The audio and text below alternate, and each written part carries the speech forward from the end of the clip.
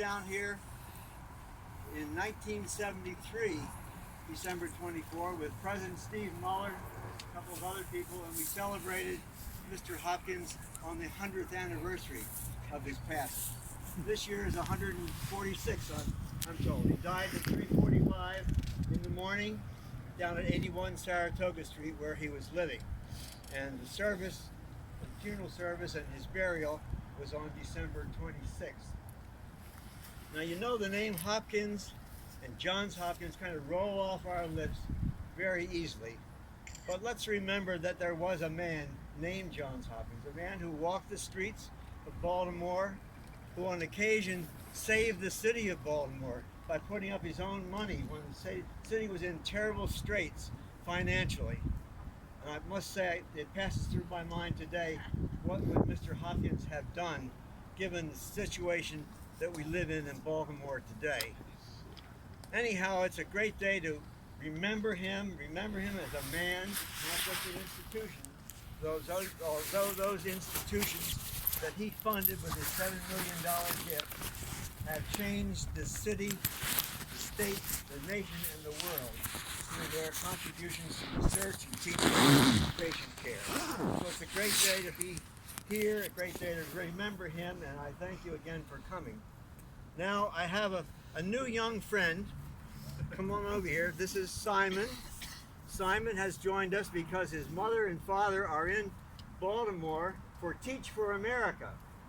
And they're just brand new friends and family in Baltimore. And Simon came out of this group, and I said, Simon, maybe you would help me put this beautiful wreath up to remember Mr. Hopkins, whose grave is right here. See his name on it? John Hopkins. All right.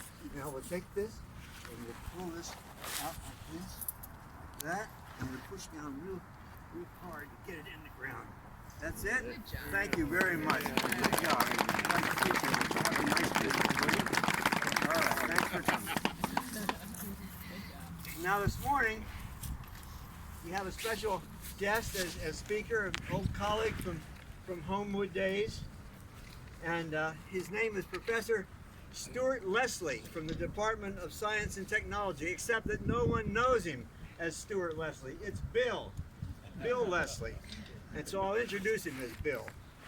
He came to Hopkins as a postdoctoral fellow in 1981, and he's been with us ever since. Now, Bill's research and teaching focuses on the history of modern American science and technology, but his interests cover a broad range and fascinating spectrum. Things like industrial research and science regions of the world, the history of Cold War technology and science, and he's interested in the development of corporate headquarters, research laboratories, and healthcare facilities. He's even offered an undergraduate course on Las Vegas. And he'll tell you about that afterwards if you want to really hear about it. But his main focus right now, and what I hope that he'll have some things to say about this morning, is that he's writing and researching a history of the university. Now, the last history was written in 1946 by Professor John French, and not one has been written since, probably because it's such a formidable task, but Bill has agreed to take it on. So his work will be an absolutely wonderful resources for anyone interested in the university, indicating how we got where we are today. So please welcome Professor Bill Leslie, wherever he is. Okay, and you have to. I have to speak loudly. Yes, I'm well aware of that. As a Hopkins professor always speak loudly. Well, it's difficult to try to sum up someone's life in 12 minutes, but I found someone who did it in 50 words. And I want to read you a poem that Eliot Coleman, who was the founder of the writing seminars, or what was writing speech and drama in those days, wrote. It was for the 100th centennial convocation. So that would have been in September of 1975. And so I pulled this out of the archive, and I think as historians recognize, but most people don't know, if you don't save it, you can't write about it. And that's one of the problems we have with Johns Hopkins. We don't have a great paper collection. But we do for Eliot Coleman, thanks to our archivists. And I was missing Allison and Jordan, but they're here somewhere. There they are. So here's a poem for Johns Hopkins, the man, not the university, given in September 1975. He is here. He has come to town from the farm. The bells of his trade wagons ring, the horns of his railroad sound, dreaming of teach and heal. His syllables circle earth, his eyes search us out. He is everywhere. That was the poem to Hopkins, and Steve Muller, then president, wrote a little note to Eliot Coleman afterwards, which, of course, I also found in the archive. And it says, it captures the essence of Johns Hopkins, the man, and the institutions he founded. And it was, I didn't count the words, but about the best short biography you can imagine of someone about whom relatively little was known. But I want to talk to you for a few minutes about two Colemans who are linked in the history of this university, Eliot the poet and James the sociologist of education. And it ends with actually a little bit of the archives that I found about Russ Jones. So the three will be linked in 10 minutes. Coleman came to Hopkins in 1945. He was a poet. He founded something called became a department, but speech writing and drama. He retired as director of what we now call the writing seminars in 1975. So he was director for all of those years, 30 years. And he was famous as a poet, but more famous as a teacher. And Johns Hopkins is always as much about teaching as it is about research, about training the next generation of surgeons or poets or sociologists or historians. His most famous student would be Jack Barth, the novelist who would be in the writing seminars. He had many others too, and two of his long-term colleagues we lost this year. One of them, Richard Maxey, and the other one, John Irwin, just last week. Some of the most distinguished professors to grace this university. And Dick Maxey, who you may not know of as a poet, but actually was sort of a spare time poet, he has a poem about Eliot Coleman. And it was written on the back of the commencement program in 1971.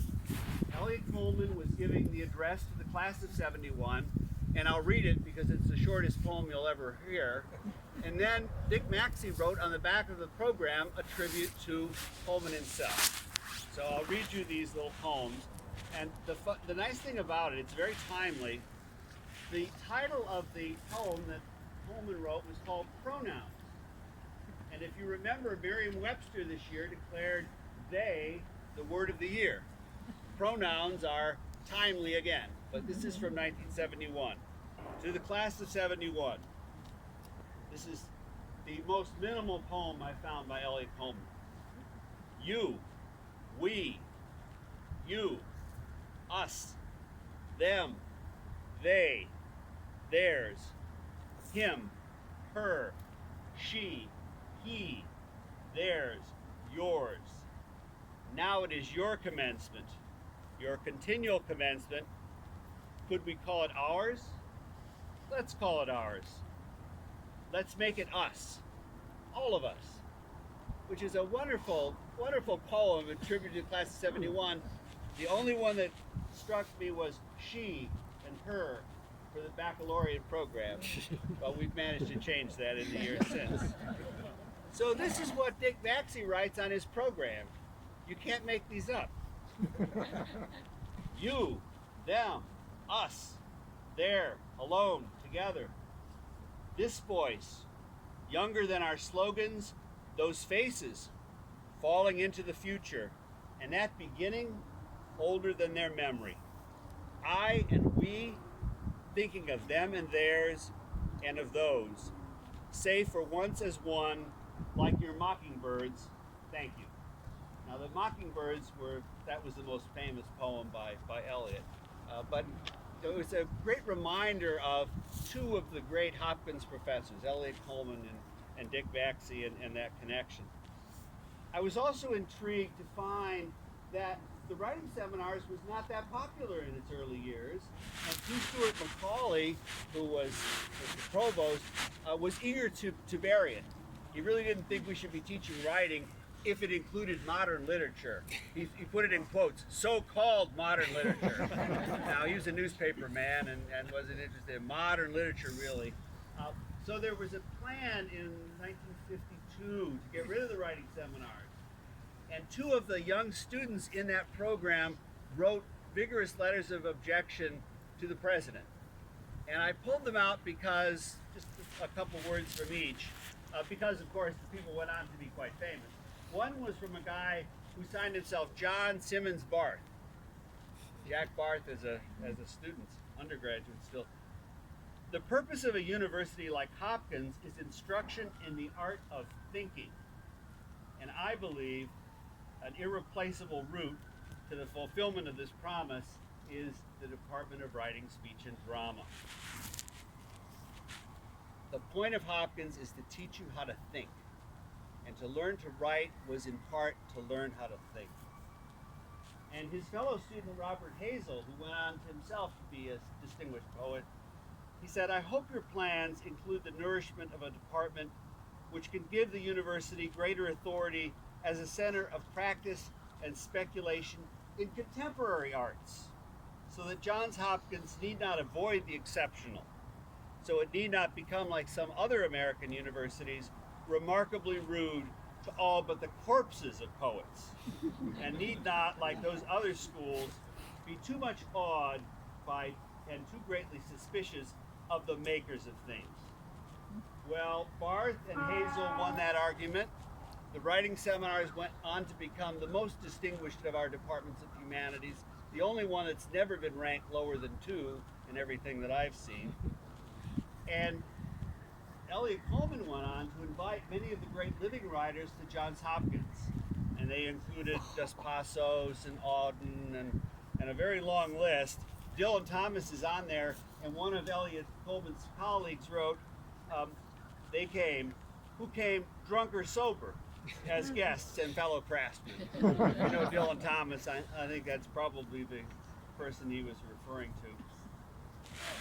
I wanted to read you just a brief tribute to Coleman himself by somebody that many of you might know if you go back long enough, George Boas, the philosopher. And Boas was himself a great critic and a tough one. But he had this to say about Coleman. He said, "Soft of voice, gentle of manner, the teacher radiated light like that of the sun in April. New life began in that light, for it neither burned nor flickered. When the hour was over, it seemed as if the sky was overcast and a chill passed through it." A remarkable tribute to Coleman, who was himself a very gentle, modest man of wonderful accomplishment and too easily forgotten. There are two great poets in our history, I think. Coleman's one, Sidney Lanier is the other. And Sidney Lanier, who is a kind of fellow and poet in residence and lecturer, he has a statue. And it was across from my office at 3505 North Charles. And you'll see Lanier reclining there. He was, beyond, besides a poet, he was the first flute in the Peabody Orchestra. And so that statue commemorates him. It was put up in the 40s. And I watch undergraduates year after year walk past that statue. Not one is noticed. And in the last 5 years, they haven't even noticed the traffic. Like this, past Sidney Lanier. But they shouldn't, because Lanier was a great poet, but Eliot Coleman was a greater one, and really should be remembered by a university. I think he's somebody that Hopkins would have approved of, somebody who really a great accomplishment. Sidney Lanier is buried here. Yes, I was going to say, he's also buried in this cemetery. You're reading my notes. Eliot Coleman is not. But so Lanier and Coleman I want to give a tribute to. And having been in 3505 North Charles for some years, I never realized that's where the other Coleman worked. James Coleman, who was the founder of our Department of Social Relations, that is sociology, set up the Center for the Social Organization of Schools in that building. And the carriage house behind it was where the IBM computer was that did all of the calculations for, not the ones for the famous Coleman report, but for the tapes that were taken from that, which of course was the Coleman report was one of the most significant and controversial pieces of research ever done at this university. It was about the desegregation of public schools and why that helped African American kids and why it did not in any way diminish the learning of Caucasian kids. Very controversial, 1966. The Center for Social Organization of Schools set up in that carriage house and in that building, and it's still part of the university. Now it's part of the School of Education. But in looking at Coleman's work, and I just finished the little chapter on him, Ross said, find me something surprising, something that you didn't know. Something I did not know was that in 1966 and 67, Johns Hopkins University decided that it would build a school in East Baltimore. It was going to be the townhouse school. It had the support of the superintendent of the Baltimore City Schools. It was going to have half white kids, 125 of them, half African American kids, 125 of them. The white kids would be children primarily of faculty, staff, and students at East Baltimore, and the 125 African American kids would be from the surrounding neighborhood of East Baltimore. There would be integrated classes, integrated teaching, and integrated administration. This ought to sound familiar to you. This is Hopkins Henderson 50 years before it actually happened. And imagine what it could have done had it happened. It was the victim of the death of the superintendent and, of course, the riots of 1968. But it was a brilliant idea. And in support of that idea, and a tireless champion of how can we improve the educational system of Baltimore and the city of Baltimore, is somebody whose writings I also found in the archive. And that's Ross Jones. And I don't know how many letters he wrote which said, in one way or another, the fate of Hopkins as a university and as a hospital depends on the fate of the city of Baltimore. And that in turn depends on better schools, better public services, better city. And he wrote a number of these letters, and they're very quotable, and I won't embarrass him by quoting them. But he was a really tireless champion of this long before it was popular to do so. And I think he deserves a great deal of credit for that. And so I think Johns Hopkins, the man, would have been very proud of his poets, but he would also have been proud of the administrators who run this university, who took Baltimore itself as an important part not only of his legacy, but of our future. So thank you very much.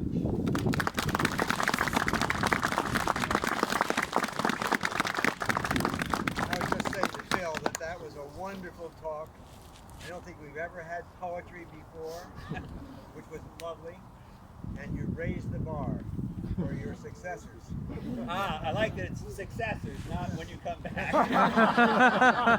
We really do appreciate it very, very much. And if I could just add a postscript based on what Bill said, and that is, I am so concerned, as we all are, about the state of our city today. It's terrible.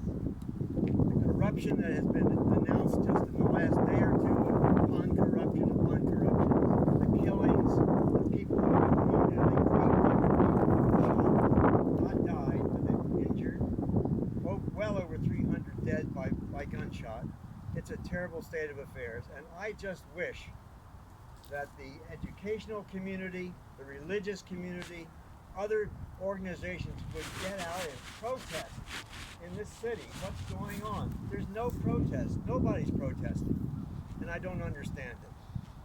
But there doesn't seem to be any organized resistance to the terrible things that are happening in the city today. And Mr. Hopkins, who gave so much of his life and his money to this university and to this city, would just be very, very saddened by what we see today. So if you have any influence in any of your groups and organizations, let's think about what we can do to make this a better city, for not just for us, but for all those who follow us.